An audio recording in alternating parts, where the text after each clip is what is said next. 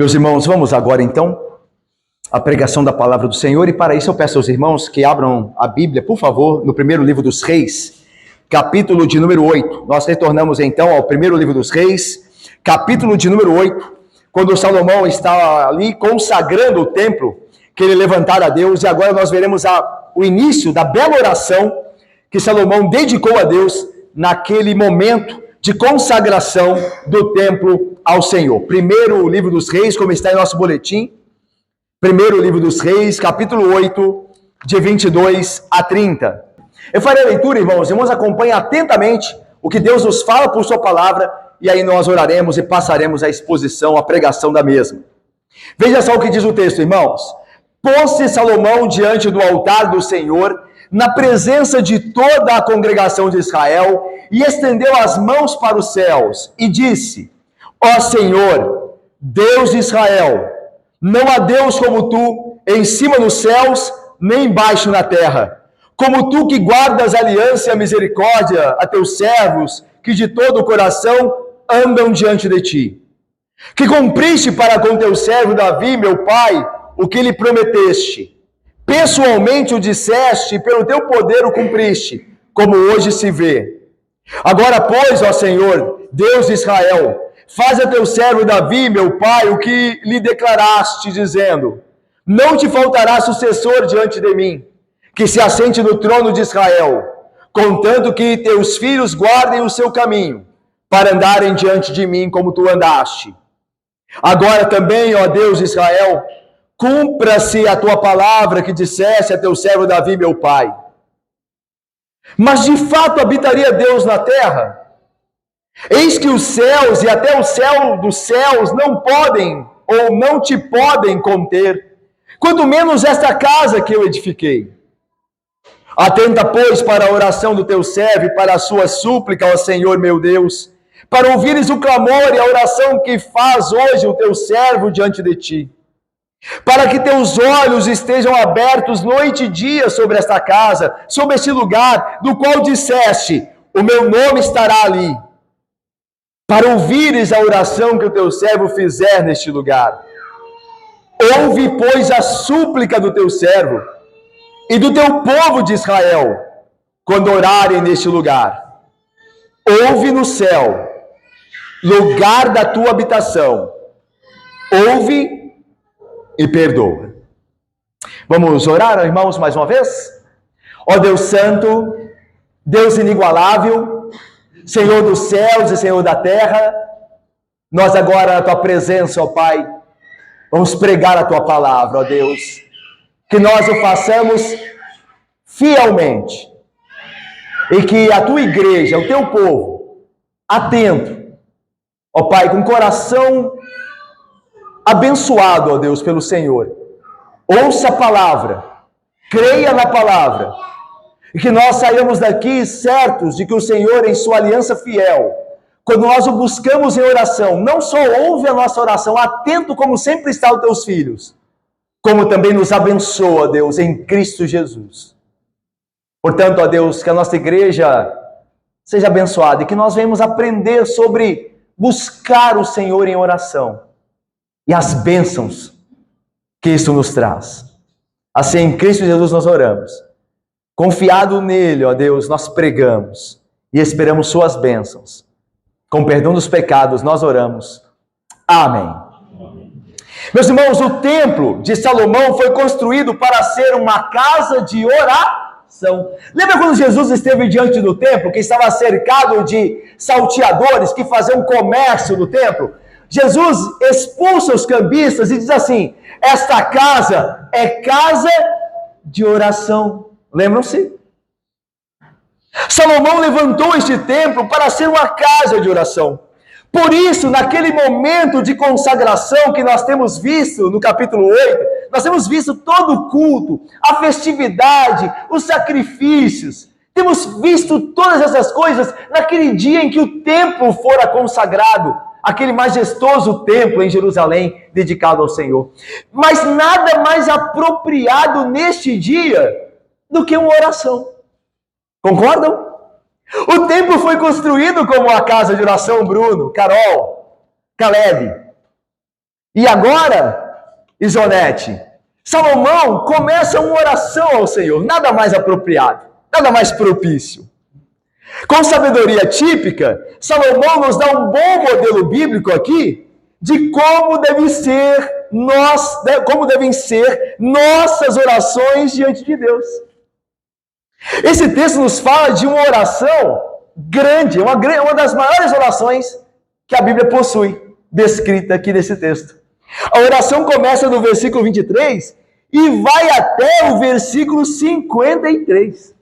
Nós lemos aqui o início da oração, mas ela é maior do que isso. E se Deus permitir, nós veremos o restante dela. Mas, meus irmãos, esse texto fala de oração e tem a nos ensinar sobre a oração. Essa prática, infelizmente, tão esquecida por nós, na verdade. Quão pouco nós oramos. Pense na frequência das reuniões de oração. Às vezes, tão poucas pessoas vêm orar. Esse texto nos fala da graça, da bênção, desse meio de graça chamado oração.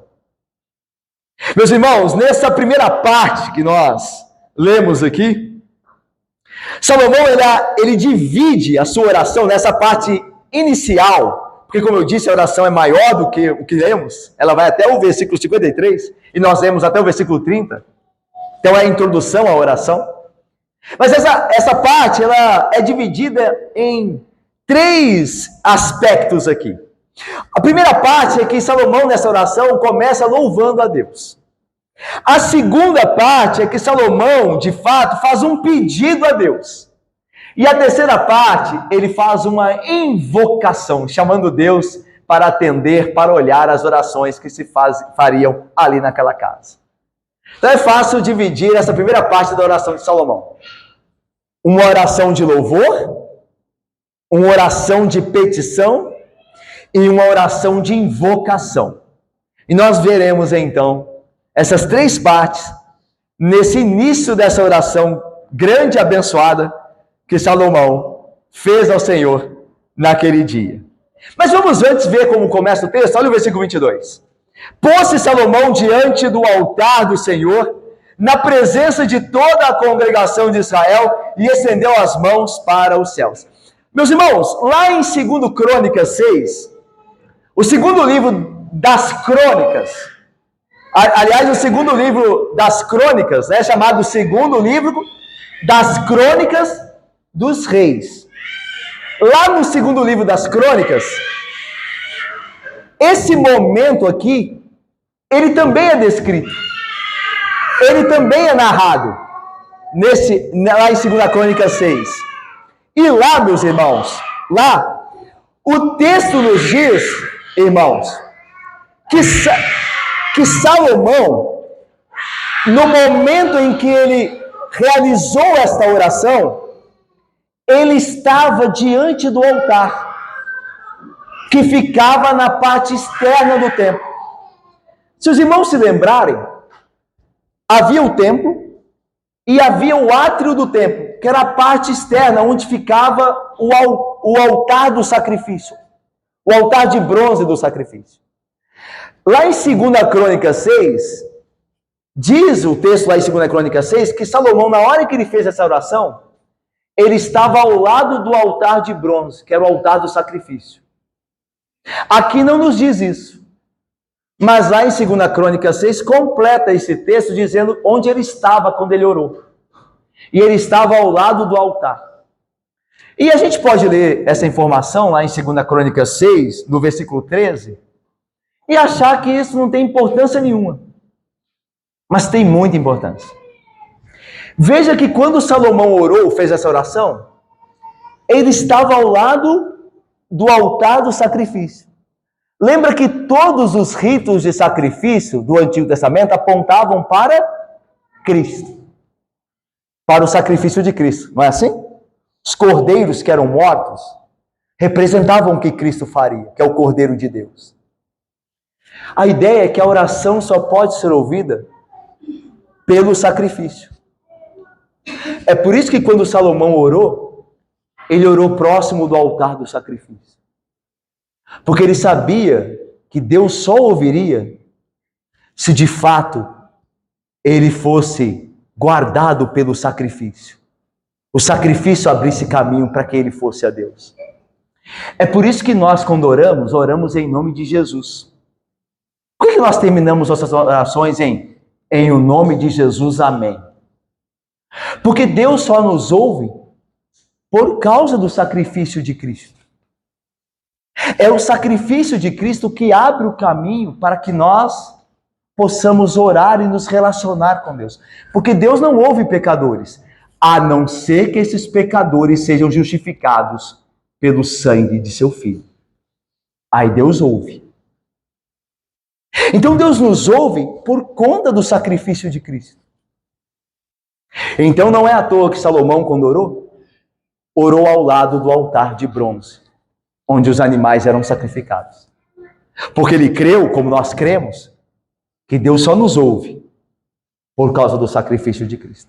É por isso que nós oramos. Senhor, nos ouça, em nome de Jesus. Amém. Pelos méritos dele, não pelos nossos, nós não temos, mas pelos dele, por nós. Nos ouça, nos atenda. Amém. Salomão, então, ele se pôs diante do altar do Senhor, na presença de toda a congregação de Israel, e estendendo as mãos para os céus, orou e disse, olha aí o texto, versículo 23, começa a oração de Salomão. E ele começa a sua oração com louvor a Deus. Ele vai começar com palavras de adoração e louvor. Olha o que ele diz. Vamos ler juntos? O versículo 23 e 24. Leiamos todos juntos. Bem forte, me ajuda, irmãos, por favor. E disse, ó Senhor, Deus de Israel, não há Deus como tu, nem em cima dos céus, nem embaixo da terra, como tu que guardas a aliança e a misericórdia dos servos, e de todo o coração ando diante de ti. Que cumpriste para com teu servo Davi, meu pai, o que lhe prometeste. Pessoalmente o disseste e pelo teu poder o cumpriste, como hoje. Irmãos, Salomão começa adorando a Deus dizendo, ó Senhor, Deus de Israel. Irmãos, Deus não é uma divindade abstrata ou impessoal. Deus é chamado o Deus de Israel. Ele tem um povo.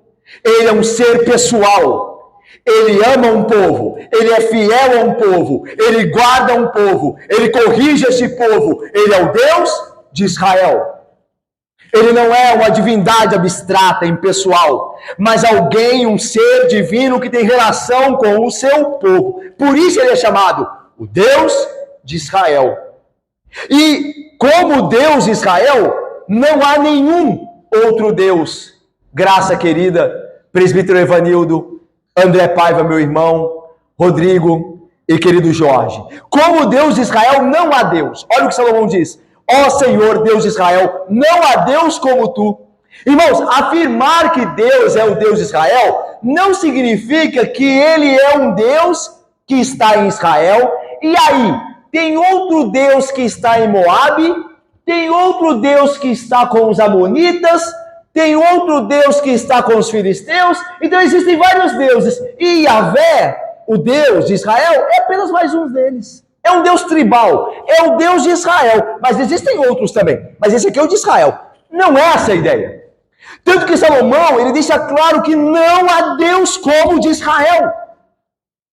A ideia aqui é que Deus sim se relaciona com Israel de forma especial. Mas ele está sobre todos os deuses. Não há Deus como ele. E esse é o ponto. Quando fala que Deus é o Deus da igreja, é o Senhor da igreja, não significa que o mundo tem outro Deus, tão poderoso como o Deus da igreja. Então nós temos o nosso Deus aqui, o mundo tem o Deus deles, e estão se degladiando ali com poderes iguais. Não, Deus é o Deus de todas as coisas. Nosso Deus, o Deus Criador, o Deus de Israel, é o Deus de todas as coisas. É o Deus de crentes e o Deus de ímpios. Ainda que os ímpios não louvem ou adorem, Deus é o Senhor deles, é o Criador deles. Eles prestarão contas a Deus. Mas a ideia de que Deus é o Deus de Israel é que apesar de Deus ser Senhor sobre todo o cosmos, sobre todo o universo, ele se relaciona com Israel. Ele decidiu amar Israel. Ele decidiu cuidar de Israel. Ele decidiu fazer uma aliança com Israel. o verdadeiro Israel, que é o seu povo eleito, a sua igreja. Então Deus é o Deus de todo o universo. E não há Deus como ele. Ao mesmo tempo, é um Deus pessoal que se relaciona com o seu povo. É o Deus especial do seu povo. Então Deus controla todas as coisas, governa todas as coisas, dirige todas as coisas. E não há nenhum Deus como ele. Ao mesmo tempo, esse Deus todo-poderoso decidiu se relacionar conosco. Se fez o seu Deus, o nosso Deus, o Deus da igreja de Cristo. E essa é a ideia aqui. Mas veja mais, Salomão louva a Deus dizendo que não há Deus como ele, o próprio Senhor, em cima nos céus, nem embaixo na terra. A ideia é, em cima dos céus ninguém deve ser adorado, ninguém deve ser exaltado, ninguém deve ser temido como o Senhor que está acima dos céus. O Senhor é o único digno de toda adoração, todo louvor, todo temor e tremor, porque o Senhor está acima dos céus. Não há nenhum Deus entronizado nos céus, a não ser o Deus de Israel. Mas ele também é o Deus único embaixo na terra.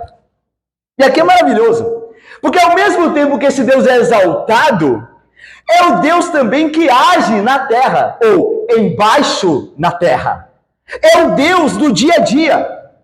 É o Deus que move todas as coisas segundo o seu agrado, para salvar o seu povo e para esmagar os seus inimigos. Mas ele faz isso embaixo na terra. Ele não é só o Deus dos céus, ele está operando na terra. Ele faz a sua vontade prevalecer. Ainda que nós olhemos, irmãos, o mundo, e eles nos dêem a impressão de que tudo está fora de controle, Deus está executando o seu plano bendito.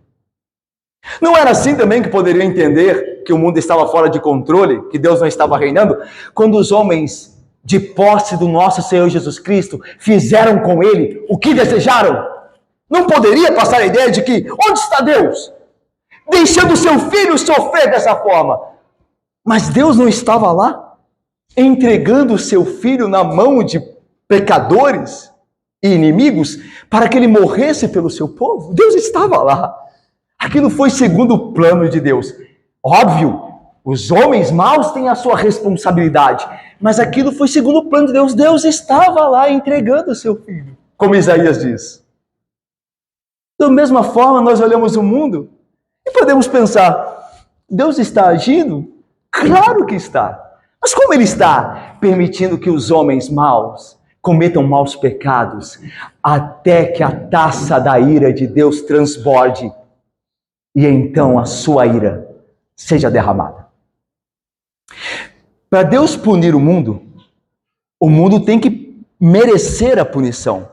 Daí Deus permite que o mundo peque, para que a evidência de que merecem punição seja clara a todos. Então Deus permite que o ímpio peque. Não quer dizer que Deus não está no controle. Ele está. Até a hora em que o juízo será justo e evidente. Ele mereceu aquilo. Você não viu o que ele fez? Ele mereceu aquilo. Deus está sempre no controle, tanto nos céus como na terra, fazendo a sua vontade. Salomão adorou a Deus dessa forma. E disse mais de Deus, que Deus não só é o soberano nos céus e na terra, como também é fiel ao seu povo. Olha só o que Salomão diz no final do versículo 23. Como tu, não há Deus como tu, em cima nos céus e embaixo da terra, que guardas a aliança e a misericórdia a teus servos, que de todo o coração andam diante de ti. Veja como Deus se importa com o coração, não? Deus não se importa com a aparência, irmãos. Deus se importa com o coração. Essa é uma verdade que nós devemos sempre estar preocupados com ela. Cada um de nós aqui, povo de Deus, devemos estar sempre preocupados de como nós andamos de coração diante de Deus. É tão fácil andar por aparência, não é verdade? As crianças têm uma facilidade de imitar, a copiar. Isso é inato em nós, desde pequeno. Nós temos facilidade em imitar coisas. Nós nos acomodamos e nos moldamos ao ambiente. Então, ainda que eu não seja crente, eu começo a aprender como são os trejeitos dos crentes. Como falam, como se comportam, onde vivem. Parece aquele programa, né, do Globo Repórter, né? Mas eu começo a aprender essas coisas. E eu posso muito bem me adequar a elas, sem que o meu coração esteja em Cristo. Porque eu pareço algo que eu não sou. Por isso Deus é adorado, e somente é adorado, no coração. É onde acontece a adoração de fato. Você pode enganar o seu pastor. Você pode enganar os presbíteros e diáconos. Você pode enganar seus pais, seu marido, sua esposa, seus filhos. Você pode enganar a todos. E eu também posso. Por certo tempo. Porque não há nada oculto que não venha a ser revelado. Mas a Deus, eu e você, não podemos enganar. A adoração acontece no coração. Sempre foi e sempre será. Os que andam de coração diante de ti. A estes, o Senhor cumprirá a sua aliança e a sua misericórdia. Esses são os seus servos. Quem são os servos de Deus? Os que de todo o coração andam diante dele. E aí veja o versículo 24. Vamos ler juntos mais uma vez? Versículo 24, leamos. Que cumpriste para com teu servo Davi, meu pai.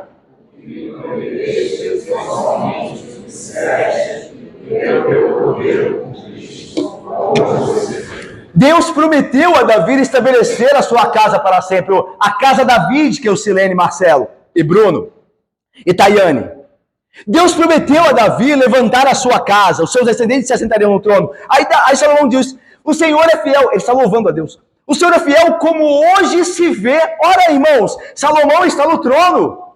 O que Deus prometeu a Davi, Deus cumpriu.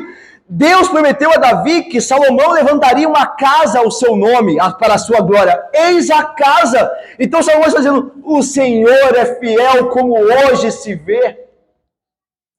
Deus prometeu também a Davi que um descendente dele reinaria eternamente. Deus cumpriu em Cristo Jesus. Ele foi entronizado nas alturas e está sentado à destra de Deus o Pai, como hoje se crê. Deus é fiel. Nenhuma das suas palavras caiu por terra antes que se cumprissem. Todas elas se cumpriram, como hoje se vê. Tudo que o Senhor disse, pelo seu poder cumpriu. Deus prometeu com a boca e ele fez com a mão. Deus é fiel. Ele não é um Deus que cumpre suas promessas. Ele, melhor, é um Deus que cumpre as suas promessas e a palavra que dá ao seu povo. Deus não é um Deus de conversa fiada. Ele não só diz que faz, mas faz o que diz. O único Deus verdadeiro é totalmente leal, absolutamente confiável e incomparavelmente fiel. A quem você vai entregar a sua vida? Em quem você confia? Quem é o único que pode lhe ser fiel? Os homens? A fidelidade dos homens?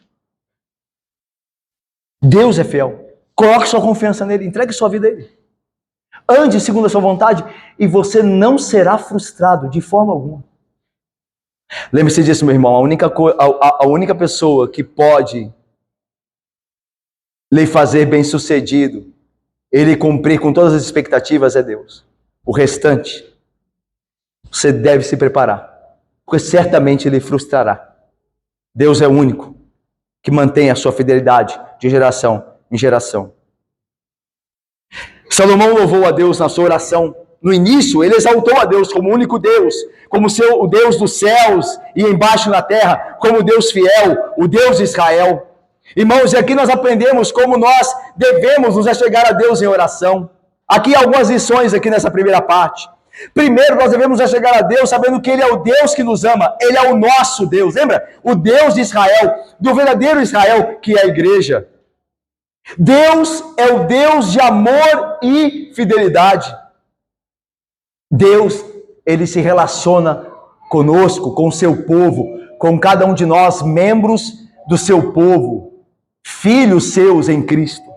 Ele nos ama, Ele é o nosso Deus, e nós somos o seu povo. Nós somos chamados a esposa de Cristo, Ele é o nosso marido. Nós temos um relacionamento com Ele de amor, e Ele nos ouve e atende a oração. Ele é poderoso, Ele é fiel, Ele tem um relacionamento conosco. Deus se importa conosco, meus irmãos. Deus se importa conosco. Ele provou isso enviando o seu Filho para morrer por nós.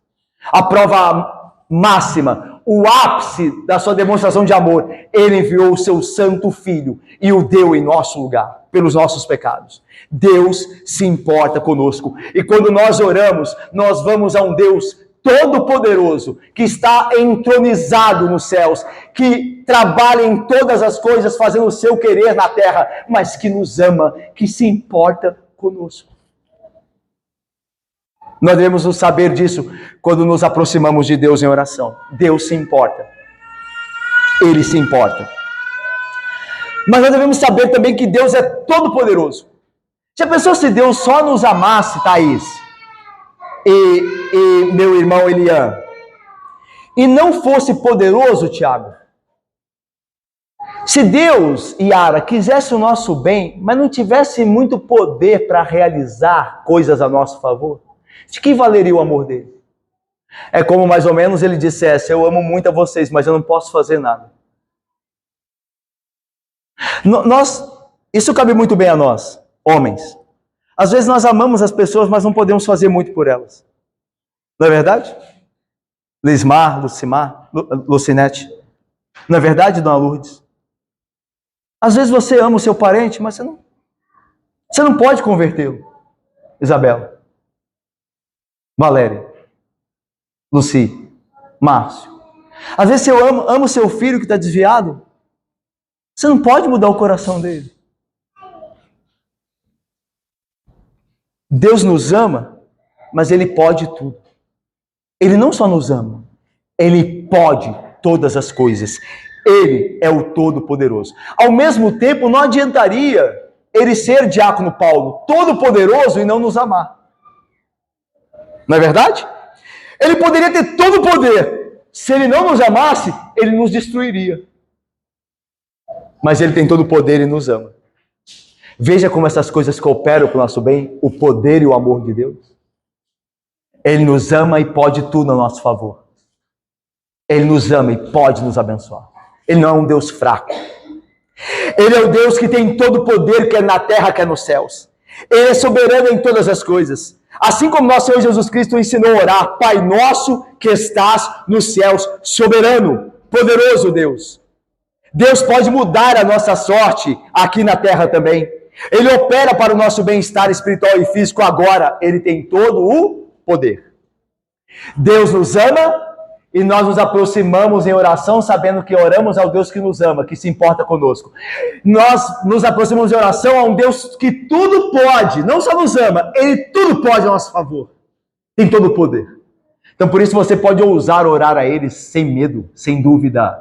Porque se Ele dizer fazer aquilo que você pede a Ele, Ele fará. Ele tem todo o poder. Você deve orar ao Senhor crendo que Ele tem todo o poder, não duvidando de forma alguma, porque Ele tem todo o poder e Ele se agrada quando nós não duvidamos do seu poder. Aliás, é necessário que aquele que se aproxima de Deus o faça por meio da fé. E a fé não é dúvida, Alice.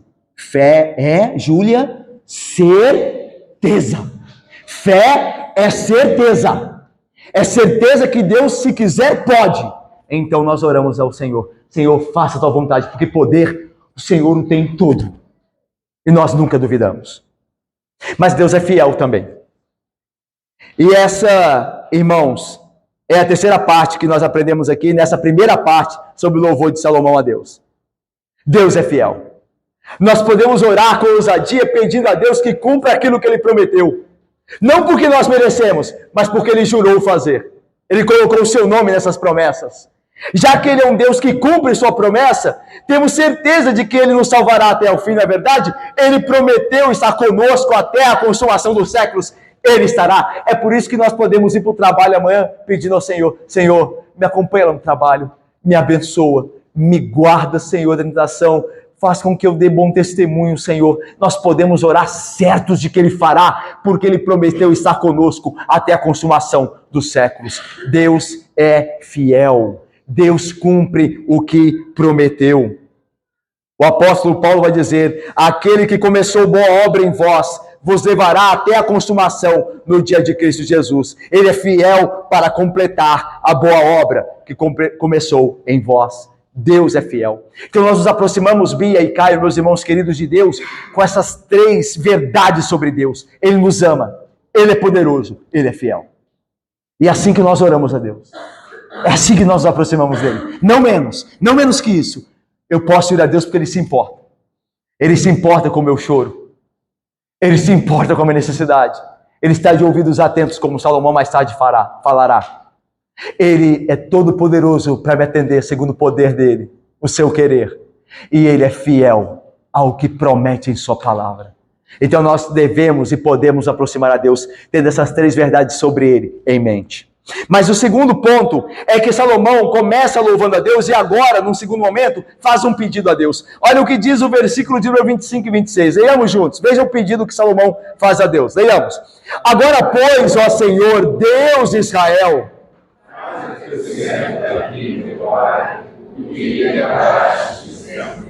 não te faltará sucessor diante de mim, e se assente no trono de Israel, comando que teus filhos guardem o seu caminho, para andarem diante de mim como tu andaste. Agora, porém, o Deus de Israel, cumpra-se a tua palavra que disseste ao teu servo Davi no meu lar. Olha só o final da oração. É o pedido. Agora, ó Deus de Israel, cumpre a palavra que disseste a Davi, meu pai. Cumpre o que o Senhor prometeu. Irmãos, às vezes as pessoas veem a oração diante de Deus de uma maneira de pedir a Deus coisas que elas querem, mas que Deus não prometeu. Veja, não é errado em si chegar diante de Deus com coisas que realmente precisamos. Não há nada de errado nisso. Mas a oração é, acima de tudo, pedir a Deus as coisas que Deus quer que peçamos. Aquilo que Ele prometeu é certo que Ele fará. Por exemplo, nós não devemos pedir a Deus que nós tenhamos uma vida, toda a vida vivida aqui, sem dificuldade nenhuma. Não é certo pedir isso. Por quê? Porque Jesus já disse, no mundo vocês terão aflições, ponto. Então eu não vou pedir algo que Jesus disse que já não vai acontecer. Mas eu posso pedir para que Ele me dê bom ânimo, porque Ele diz, tem de bom ânimo, eu venci o mundo, então Senhor, me dá um ânimo renovado em Tua graça e poder, para que eu suporte as provações. Aí sim, Ele cumprirá o que Ele prometeu. Eu não posso pedir a Deus que eu tenha uma vida isenta de doenças, por exemplo. Porque Ele nunca prometeu que os que creem nele não ficarão enfermos. Mas eu posso pedir a Deus que na enfermidade Ele esteja comigo, me sustentando e me guardando. Que Ele encha o meu coração agora, enquanto eu tenho saúde, da palavra dEle, para quando eu estiver lá no leito de morte, eu tenha confiança em Cristo pela palavra que está em meu coração. Eu não só posso, como devo pedir essas coisas. Porque certamente Ele cumprirá. Ele estará conosco, lembra? No vale da sombra da morte. Não é isso que Ele diz? Ele não disse que nós não passaremos pelo vale da sombra da morte. Ele disse que Ele estará lá conosco quando nós passarmos. Deu para entender a diferença, irmãos? Nós não devemos aproximar a Deus, pedindo a Deus que cumpra coisas que Ele não prometeu. É claro que Ele pode cumprir algo que a princípio Ele não tenha prometido, mas Ele não tem obrigação de fazê-lo. Por exemplo, Senhor, me dê a graça com o trabalho de comprar um carro 0 km. Pode ser que Deus, me dando a graça de trabalhar honestamente, me dê um contexto na providência porque eu consigo comprar um carro 0 km. Mas não quer dizer que isso vai acontecer. Talvez eu possa comprar um carro usado. Ele me dê essa graça, que vem dele também. Mas eu quero dizer que coisas específicas Deus não disse nesse sentido que faria. Embora Ele possa fazer, se Ele desejar. Mas nós não devemos esperar que essas coisas se cumpram de fato. Nós devemos e podemos esperar que as coisas que Deus prometeu à sua igreja se cumpram. Aí nós podemos, devemos esperar e pedirmos para que essas coisas se cumpram. Por exemplo, Deus havia prometido que um dia Davi teria um filho que se assentaria no seu trono real, sob condição de obediência contínua. Então Salomão, de certa forma, está pedindo assim: Senhor, dá a mim e aos meus descendentes, filhos de Davi, meu pai, obediência contínua ao Senhor, para que o trono da casa de meu pai nunca fique vazio. Porque que Deus falou com Davi? Eu vou colocar um descendente no seu trono de geração em geração, desde que os seus filhos, Davi, andem em obediência. Então Salomão certamente estava correto em pedir: Senhor, cumpre o que prometeu, coloca sempre um filho de Davi no trono, fazendo-o andar em obediência. E aí veja, o primeiro livro dos reis, nós vamos chegar lá, e o segundo livro dos reis vai mostrar que nem todo filho de Davi foi obediente. E é por isso que o reino de Jerusalém, o reino do sul, acabou como acabou. Lembra? Tomado e destruído pela Babilônia. Por quê? Porque segundo a promessa, Deus tinha dito: se andarem em obediência, eu os conservarei no trono. Mas eles não andaram, foram retirados do trono, certo? E os reis de Jerusalém, os reis de Israel, deveriam esperar essas coisas, porque Deus falou.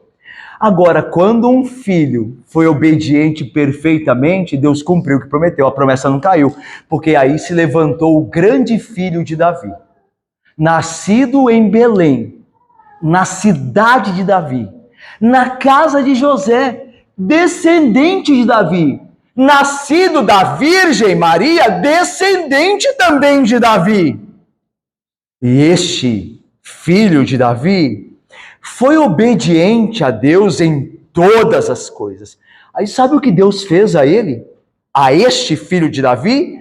O exaltou de tal forma que não permitiu que o seu corpo visse corrupção, ressuscitando dentre os mortos ao terceiro dia depois de morto, e fez com que ele, depois de 40 dias, fosse assunto aos céus, subisse nas nuvens e se assentasse à destra de Deus, onde está hoje e para sempre. Então Deus cumpriu a promessa.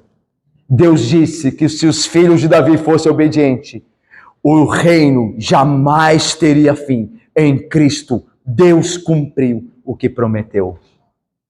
Portanto, irmãos, nós devemos nos aproximar de Deus com a certeza de que aquilo que Ele nos prometeu, Ele nos dará. Vou dar exemplos daquilo que nós podemos orar e devemos orar a Deus, aquilo que Ele prometeu.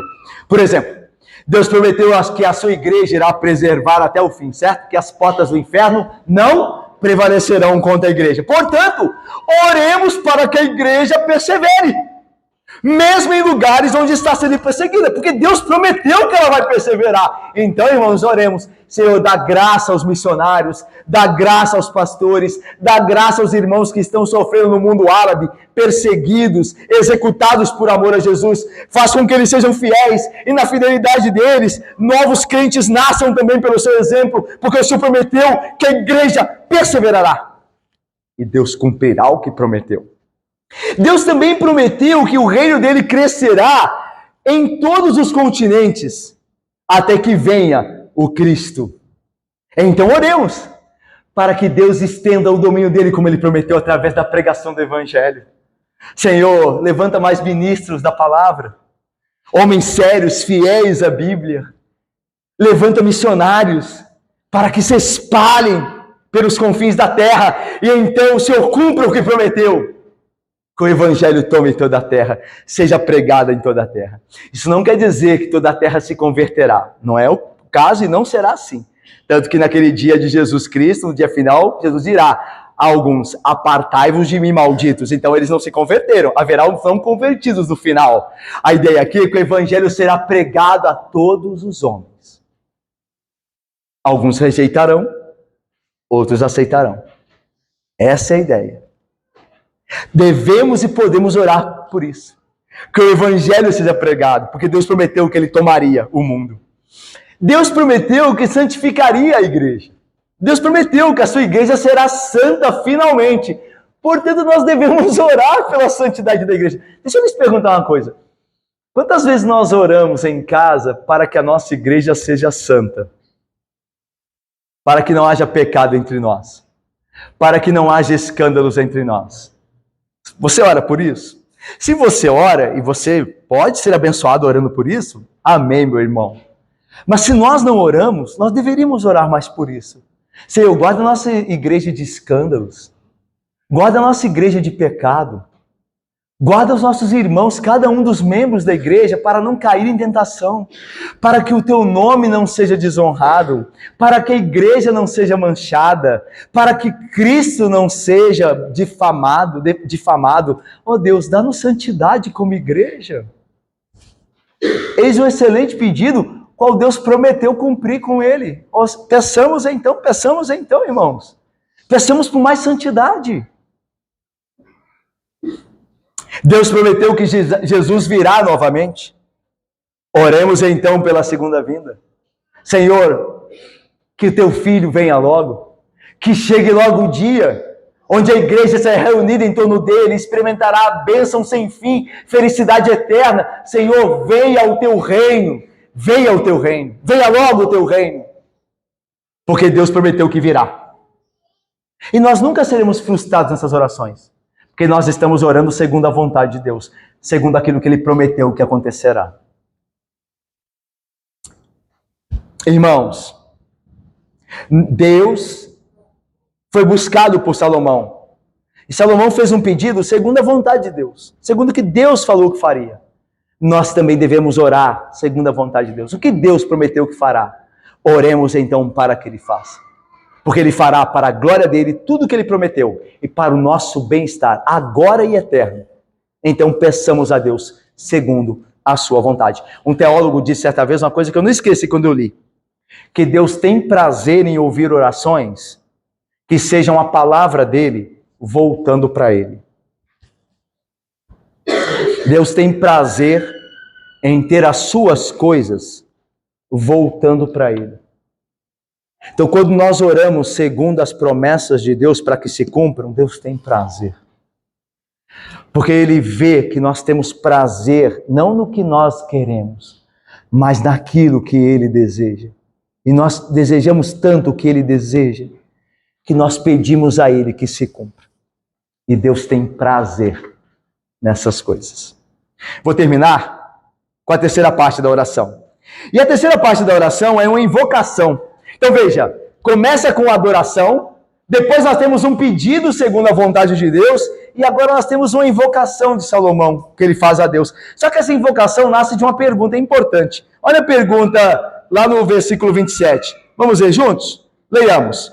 Mas de fato, habitaria Deus... Até aí. Olha a pergunta que Salomão faz.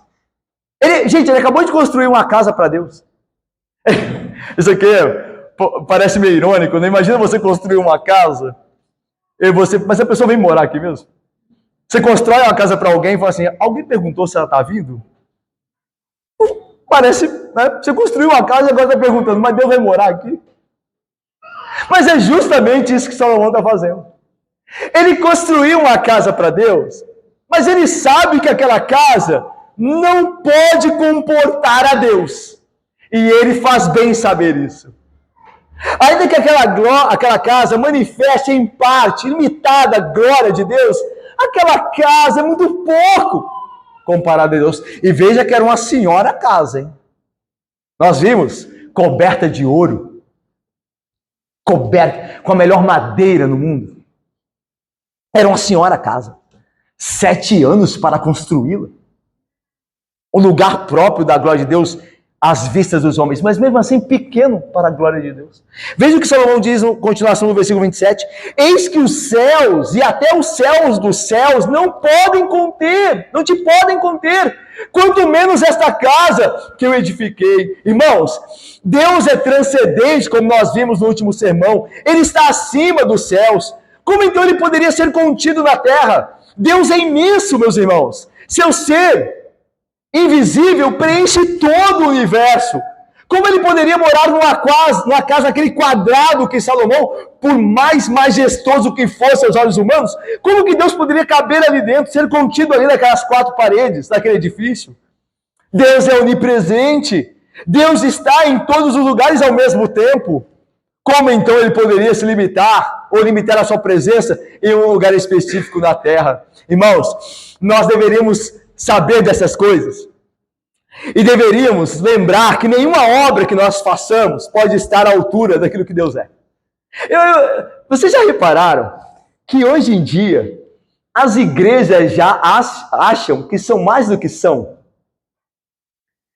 E nós corremos esse risco também. Deus nos guarde, nós pobres aqui. As igrejas acham que são mais do que são. Eu vi uma igreja... Uma igreja não, eu vi um adesivo de uma igreja num carro um dia desse, que estava assim: igreja tal,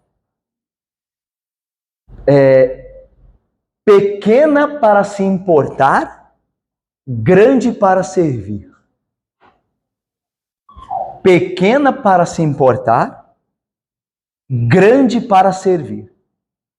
Mas ora, se ela é pequena para se importar com ela, como é que sabe que é grande para servir?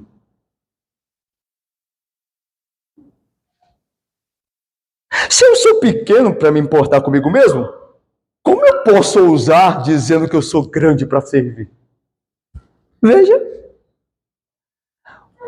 O povo evangélico acha que é mais do que é diante de Deus. Mas se nós entendêssemos essas coisas, nós veríamos que o melhor do nosso serviço aqui não é nada comparado ao que Deus merece. Pense no nosso culto. Quantas vezes nós nos dispersamos? Quantas vezes você está aqui ouvindo o sermão e aí alguma coisa acontece ali você? E aí o pastor está repetindo uma ideia e você lembra do seu compromisso durante a semana, do boleto que você não pagou. E você está lá. E dali a pouco você lembra que você não comprou a carne da manhã do almoço. E você ainda vai ter que passar ainda de manhã, que você é em todo lugar, tem que passar lá na mercearia e comprar. Pense. Como nós nos distraímos na nossa adoração aqui. Ela não é perfeita. Pense na limitação do pregador. E muitas vezes a tacanhez dele. Como é que a gente pode achar que isso é grande coisa perto do que Deus merece? Jamais seria. Jamais será. Aí alguém diz: pastor, então quer dizer que Deus não se importa? Não, não quer dizer. Deus se importa. E aí está a misericórdia dele e a graça incomparável dele. Ele se importa com a nossa adoração imperfeita. Ele tem prazer nisso. Sabe quando um filho... Eu acho que eu já usei essa ilustração, não sei se aqui ou em alguma das aulas. Sabe quando o filho faz um desenho para você, o seu filho? Desenha você, aquele palitinho lá, né? A gente está acima do peso, mas o filho desenha a gente um palitinho. Então, tá fitness no desenho, né? Desenha a mãezinha, o solzinho, tal, e te mostra lá. Você sabe que aquilo ali está imperfeito. Está tudo imperfeito. Só que você não vai falar para o seu filho: esse desenho está uma lástima. Viu? Volta lá e faz melhor. Vai fazer um curso de desenho. Aí o seu filho: você vai pagar. Aí você, então tá bom, melhorou. Você não faz isso. Você se alegra. Não é verdade? Porque ele faz de coração. É como Deus vê o nosso culto. Ele é como um desenho mal acabado. Mas quando é feito de coração. Veja nisso, veja isso. O Senhor dos céus, o Senhor do universo se importa e se agrada. Ele se agrada, ele tem alegria em nós.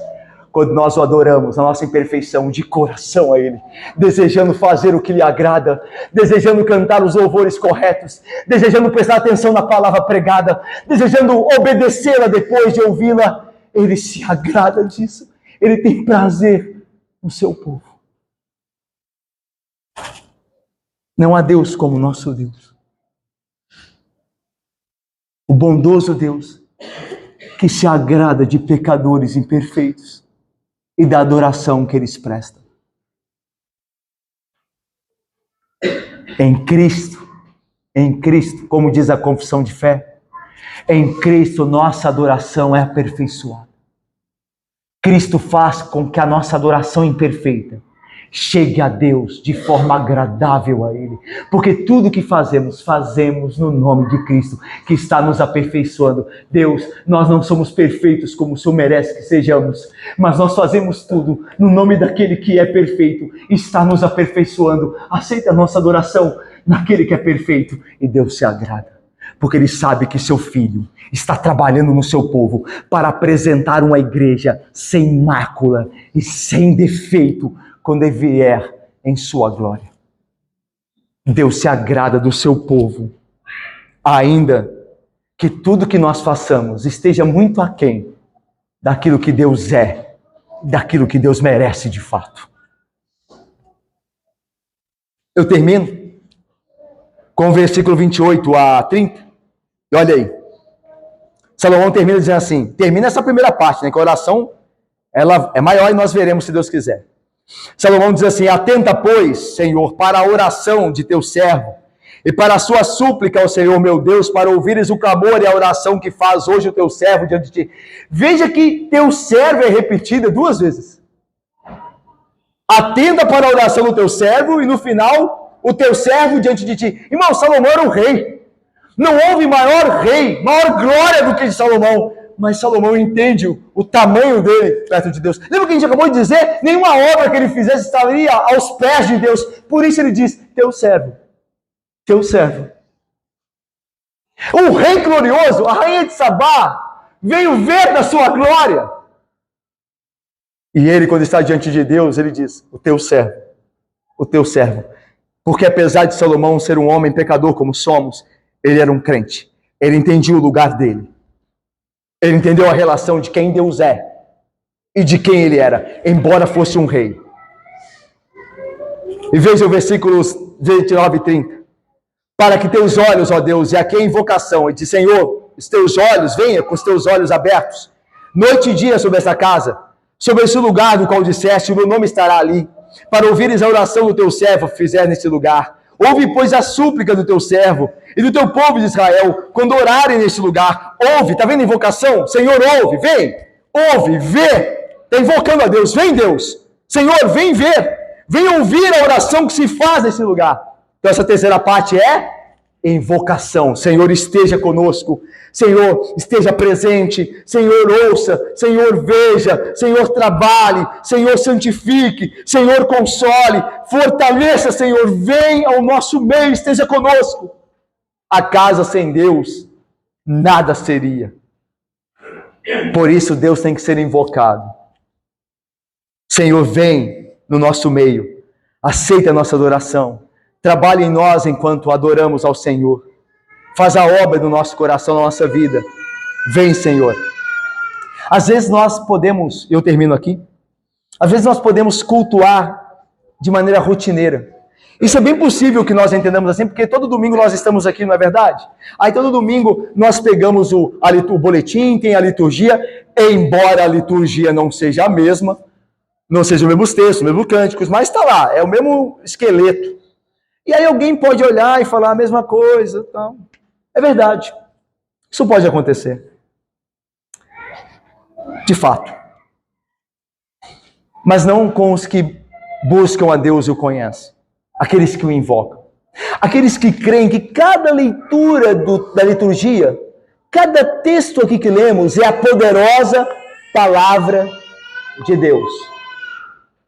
Se Deus estiver conosco, como invocamos para estar, então cada texto lido, o sermão pregado pelo poder de Deus, nos transformará Porque Ele não só está no nosso meio, como está em nós. Meus irmãos, eu termino dizendo que a invocação de Salomão para Deus estar com o seu povo tem o seu cumprimento em Cristo. Jesus é a resposta definitiva à oração que Salomão faz. E a pergunta que ele faz: habitará Deus na terra? Não é a pergunta do versículo 27? Mas de fato, habitaria Deus na terra? Sim, por meio de Cristo. Jesus é chamado o que mesmo? O Deus o quê? Emanuel. O que quer dizer Deus? Habitará porventura Deus no meio dos pecadores? Virá Deus salvar os pecadores? Virá abençoá-los? Sim, em Cristo Jesus. O Emanuel, o Deus conosco. O Deus Filho se encarnou, se tornou homem, reconhecido em figura humana. Jesus de Nazaré. Ele veio como homem para viver entre nossa raça caída, entre pecadores, o santo no meio dos pecadores, para salvar pecadores, como ele fez na cruz. E em seguida, para levantar-se da terra, ressuscitado, para a justificação desses mesmos pecadores. Irmãos, se Cristo estivesse na sepultura até hoje, significaria que nós iríamos para o inferno. Cristo não é só bendito porque Ele morreu por nós, mas antes, porque ressuscitou por nós. Porque se Ele tivesse morrido naquela cruz, e Ele fosse um pecador como nós somos, e Ele tivesse continuado sepultado ali, então todos nós não tínhamos esperança nenhuma para esta vida, muito menos para por vir. Mas porque Deus o ressuscitou dos mortos, significa que Deus aprovou o que Ele fez. Que o santo Filho dele não merece a morte. Porque tudo que Ele fez foi feito de forma perfeita pelo seu povo. Então nós temos esperança que o Deus eterno veio habitar conosco. Mas não só isso. Ele veio morrer e ressuscitar para a nossa justificação, a nossa segurança plena de que nós, ainda que morrermos, viveremos eternamente. Graças a Deus por Jesus Cristo. A resposta à pergunta de Salomão, a invocação dele: poderia porventura Deus habitar na terra? Poderia Ele habitar entre os homens? Cristo Jesus é a resposta. É Deus respondendo à invocação do seu povo, dizendo: Deus querido, bendito Deus, venha a nosso favor, venha nos salvar. Jesus Cristo é a resposta. É o Deus que está conosco para sempre, com o seu Espírito a habitar em nós. Que Ele seja louvado, que Ele seja bendito em todas as nossas orações. Que Ele seja adorado, que os nossos pedidos sejam segundo a vontade dEle e que Ele seja invocado sempre, a continuar segundo o que prometera conosco, até a consumação dos séculos. Amém, irmãos.